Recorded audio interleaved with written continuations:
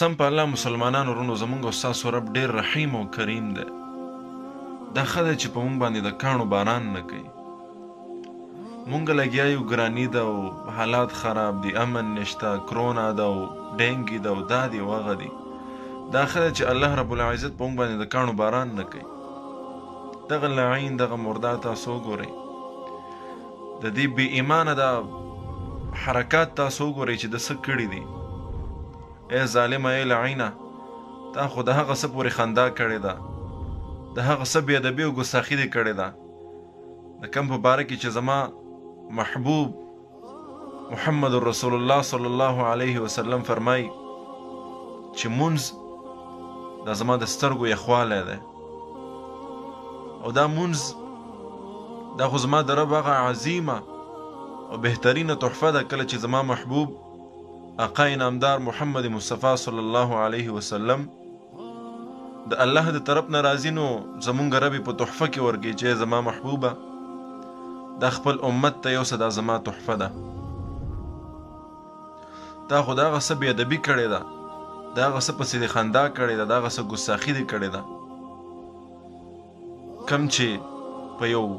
کافر او یو مسلمان کې فرق واضح کوي، کم چې د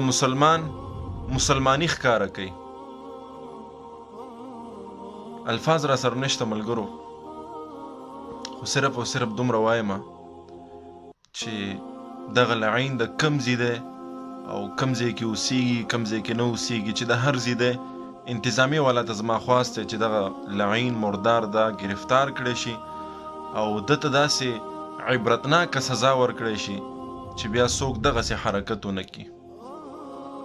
مونږ لګیا یو په کفارو پسې چې کفارو دا وکړل، د قرآن بې ادبي وکړه، د رسول الله مبارک د ناموس بې ادبي وکړه، او دا په مونږ کې چې کوم موجود دي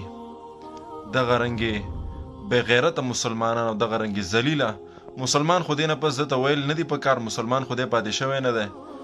خو د دغسې خلکو نشاندهي کول په کار دي او دغسې خلکو ته سزا ورکول په کار دي. اول مسلمانانو ته پکار دي چې خپل صفونه درست کړي، خپل ماحول پاک کړي، په دغسې ذلیلانو باندې نظر وساتي، بیا دې راپاسي کفارو خلاف دې احتجاجونه کوي، د کفارو خلاف دې بیا کاروایانې کوي. نو الفاظ را سره نو خبرې مې نشوې کولی، بس هغه یو څو الفاظو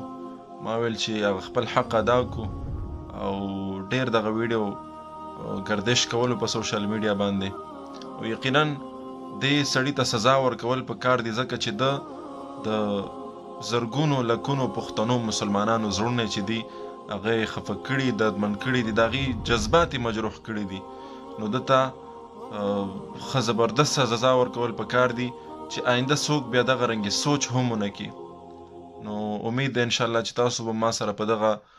خبرو متفق یئ او شیر یې کوئ، انتظامي والا ته یې ورسوئ. انتظامي والا ته زه یو ځل بیا خواست کوم چې دغه سړی گرفتار کوي او دته سخته نه سخته سزا ورکوي، داسې سزا ورکوي چې بیا آینده څوک دغسې حرکت دا په خپل دماغ او خپل زړه کې د دې سوچ هم ونه کړي، او باقي الله رب العزت دې ذلیله کړي، او دغسې خلک چې دا زمونږ د شاعرو او زمونږ د اسلام او د دین بې ادبي کوي، ګستاخي کوي، الله رب العزت دې ورته هدایت نصیب کړي، که هدایت نه وي نو الله دې نیست و نابود کړي، او الله رب العزت دې د مسلمانانو په حال باندې رحم وکړي.